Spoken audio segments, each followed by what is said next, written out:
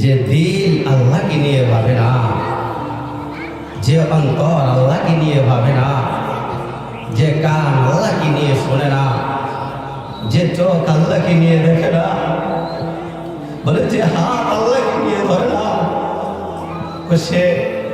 সে আল্লাহ হতে পারে না। যে আল্লাহকে নিয়ে ভাবে না সে কোনোদিন মানুষ হতে পারে না। আল্লাহ পাক কোরআনের মধ্যে বলেন উলাইকা কাল আনআম, সে ব্যক্তি হলো একজন চতুষ্পদ জন্তু। শুনতে কেমন যিনি খারাপ লাগলো না? যে চতুষ্পদ জন্তু কাকে বলা হয়? একটা কুকুরকে বলা হয়। যে মহামানবকে কুকুরের সমতুল্য করলো, কুকুরের সাথে তুলনা দিল। আল্লাহ পাক বলে উলাইকা কাল আনআম, চতুষ্পদ জন্তুর মতন সে, বাল হুম আদল, তার চাইতে আর নিকৃষ্ট। দেখেন মানব জাতির জন্য আল্লাহ পাক বলে হে বান্দা, কুল কায়নাত তোমার জন্য বানাইলাম, দুনিয়া বানাইলাম। কুল কায়নাত বানানোর এরপরে তোমাকে আমি দুনিয়ার মধ্যে আনলাম। তোমাকে আগে বানাই নাই, দুনিয়া আগে বানাইছি।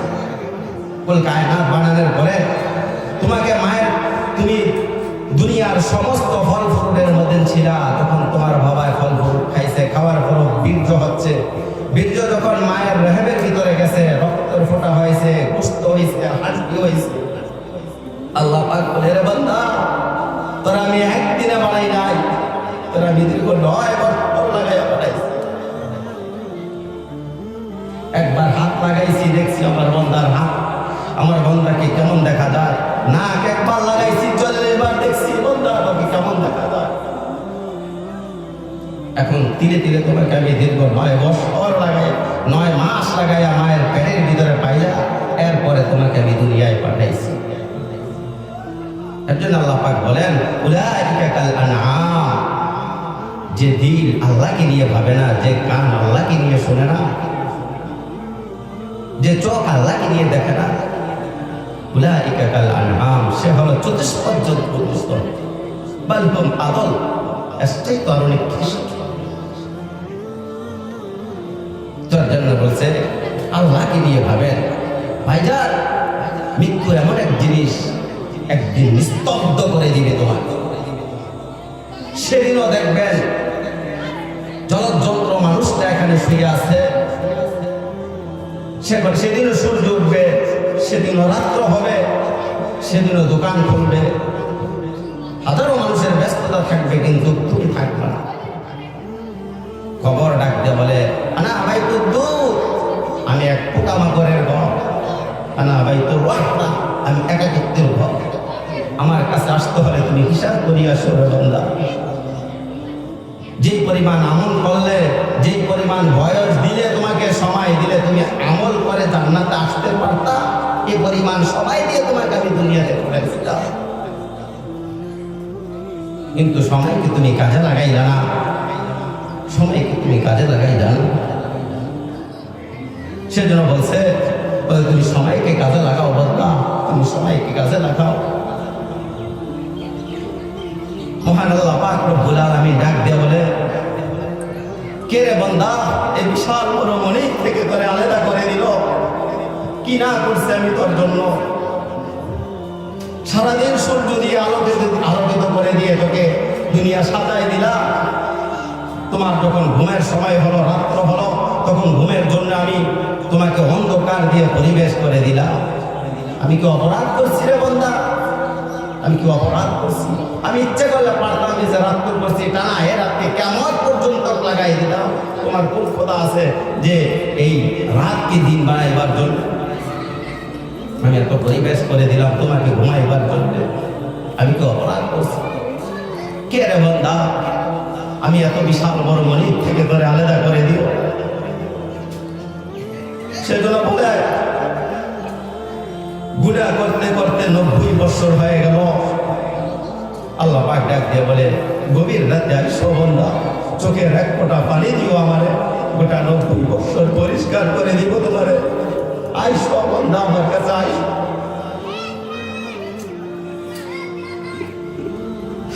যদি আমার কাছে আসো বান্দা, করে দিয়েছি। আমি তোমাকে খোঁটাও দিব না যে 90 বছর পর্যন্ত গুনার কাজে লিখতেছিলি, আমি তোমাকে খোঁটাও দিব না, একসাথে মাফ করে দিব তোমাকে। আইসো আমার কাছে। যার কপালে সেজদা নাই, যার কপালে সেজদা নাই, তার মতন নিমুখারা মানুষ পৃথিবীতে নাই। এই সেজদা লইয়া চোখে পানি লইয়া কবর আইসো, চোখে পানি লইয়া কবর আইসো। একটা দরজা বাকি আছে, চোখের পানি, চোখের পানি, চোখে পানি লইয়া কবরে যাইতে হবে। সব দরজা বন্ধ, একটা দরজা খোলা, সেটা হলো চোখের পানি। বন্ধা, চোখের পানি লইয়া কবরে আইসো, গভীর রাতে আইসো। বন্ধা, এক ফোঁটা চোখের পানি দিও আমারে, তোমার 90 বছরের গুনাহ মাফ করে দিব। মোটরের পানি লাগবে না, সাগর পরিমাণ না পানি লাগবে না, এক ফোঁটা চোখের পানি দিও। এই এক ফোঁটা চোখের পানি দিয়ে পুরা জাহান্নামকে নিভিয়ে দিব আমি আল্লাহ পাক। তো ভাইজা, আল্লাহ পাক বলতেছেন যে হে বান্দা, দুনিয়ার মধ্যে তোমাকে আমি বানাইয়া পাঠাই দিলাম, কি করলাম? তোমাকে পরীক্ষার জন্য বানাইছি, পরীক্ষার জন্য। ইদা দাক্কাতিল আরদু দাক্কান দাক্কা, বান্দা লাফালাফি বাদ দাও। দুনিয়া একদিন থাকবে না, তুমিও একদিন থাকবে না, এই জগৎ একদিন আমি রাখবো না।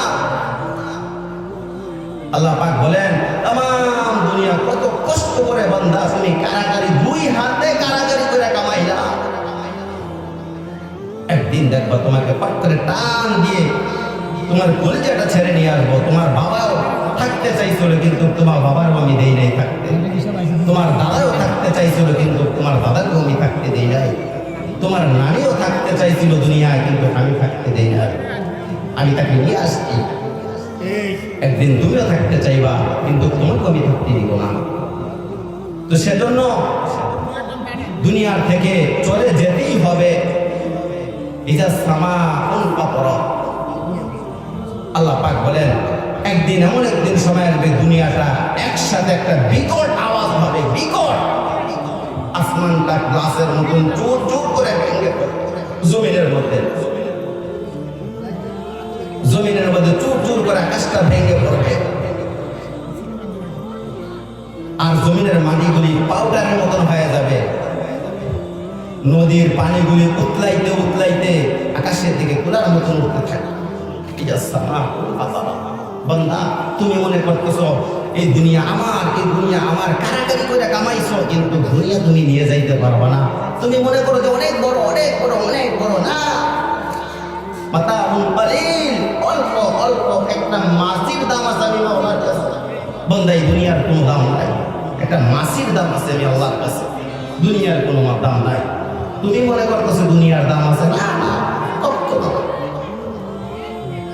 যখন তুমি জাহান্নামী হয়ে যাইবা, যখন মৃত্যুবরণ করবা, মৃত্যুবরণ করার পূর্বে যখন আজরাইল মালাকুল মউত, সাকরাতুল মউত যখন তোমার কণ্ঠনালীর মধ্যে চলে আসবে, তখন তুমি আল্লাহকে বলবা, আল্লাহ আমাকে একটু সময় দাও, আমাকে একটু সময় দাও। যানবাহন নিয়ে চলাচল করার সময় যখন ডিঙ্গি নৌকা নিয়ে সাগরের মাঝখানে গেলাম, ঘূর্ণিঝড় যখন শুরু হয়ে গেল, নৌকার একদিকে এদিক করে আরেক দিকে ওই দিক করে যখন সাগরের তলদেশে চলে যাবে, তখন বলতেছে, আল্লাহ আল্লাহ তুমি আমাকে একটু বাঁচাও, আমাকে বাঁচাও। আল্লাহ পাক তোমাকে ওইখান থেকে বাঁচাই দিছে। তোমার ওয়াইফের সিজারের সময় আল্লাহকে ডাইকা নামায় ভালো, আল্লাহ আল্লাহ আল্লাহ তুমি আমার ওয়াইফের সিজারটা করে দাও, বাচ্চাটা ডেলিভারি করে দাও, করে দিছে। যখন তোমার বিপদ শেষ, তুমি আল্লাহকে বলে গেলা, 10 বছর হয়ে গেল মাওলার নাম তোমার মুখে আসে না। ও ভাই, ফজরের থেকে জোহর পর্যন্ত বিশাল বড় সময়, এত বড় লম্বা সময়, একবার তোমার আল্লাহর নামটা স্মরণ হলো না? একবার কুল কায়নাতের মালিকের নাম হলো না? তো এর জন্য বলছে, যখন মালাকুল মউত কণ্ঠনালীর মধ্যে চলে আসে, তখন আল্লাহকে বলা, আল্লাহ তুমি আরেকটু সময় দাও, তুমি আরেকটু সময় দাও। তখন আল্লাহ পাক ডাক দিয়ে বলে, রে বান্দা, তোরে দেখছিলাম ওই সময় দিছিলাম, তোমার বউয়ের সিজারের সময় তুমি আমাকে নামাই লেছো, টয়লেটের সময় তুমি আমাকে যেইভাবে ডাকছিলা, তোমাকে আমি সময় দিছিলাম, দেখছিলাম তুমি এখনো ভালো হও না, আর তুমি ভালো হবে না। এই কাল্লা, আল্লাহ পাক বলছে, কাল্লা, কখনো আর সময় দেওয়া হবে না। এই শব্দটা যখন মৃত্যুবরণ করে, যখন জাহান্নামের মধ্যে তোমাকে দিয়ে দেওয়া হবে,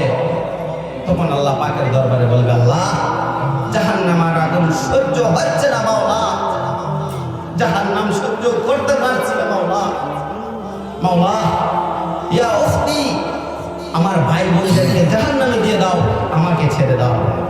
আবার বলবে আল্লাহ তুমি আমার পিতা মাতাকে জাহান্নামে দিয়ে দাও, আমাকে ছেড়ে দাও।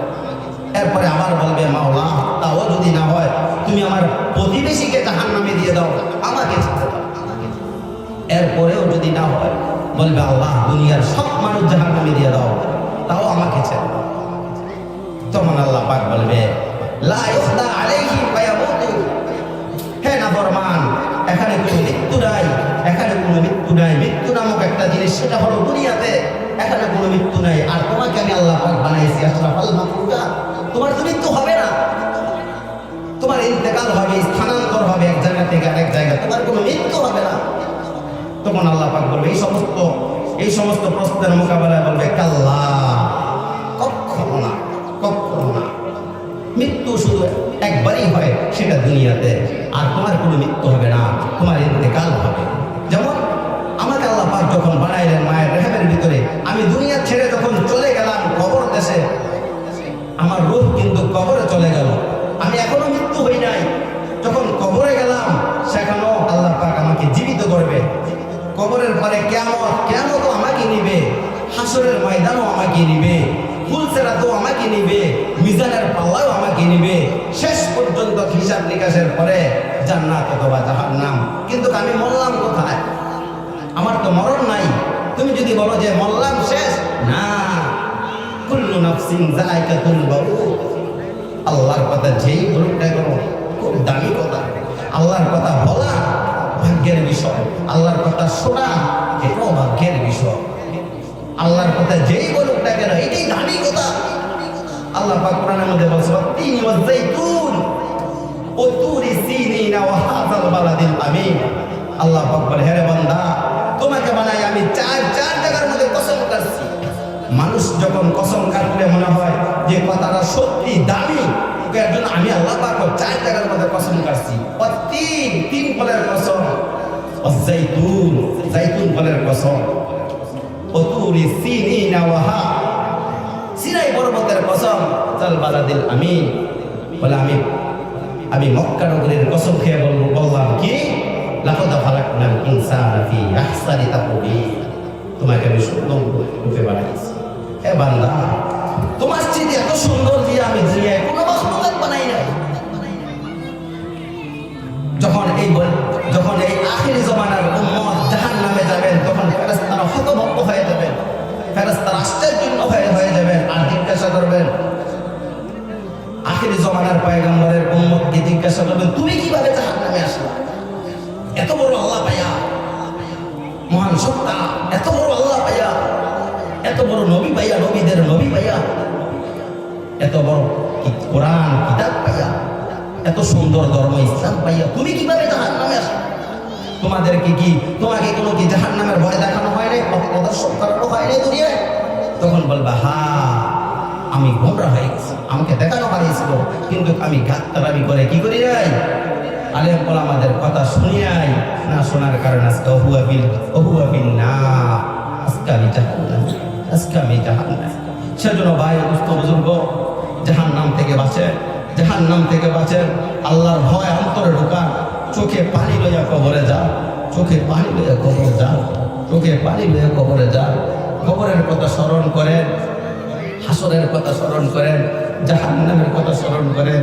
হাসরের কথা স্মরণ করিয়া, জাহান্নামের কথা স্মরণ করিয়া যখন চোখে পানি ফালাই দিবেন, যখন সাজদায় চলে যাবেন, মাথা নত করে যখন এই চোখের পানি ফালাইবেন, তখন আল্লাহ পাক কুদরতি হাত বাড়াইয়া বলবে রে বান্দা উঠ বান্দা, যে আমার হাসর একদিন হবে, কবর একদিন হবে, মিজান একদিন হবে, ফুলসেরাত একদিন হবে।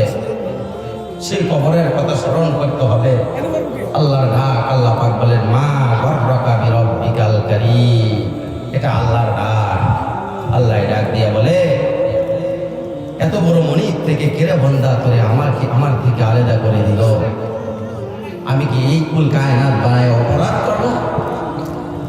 আমি অপরাধ করি নাই, আমি তোমার জন্য সব কিছু করেছি। এই আকাশ, জমিন, চন্দ্র, গ্রহ, নক্ষত্র, সূর্য সব কিছু তোমার জন্য বানাইছি রে বান্দা।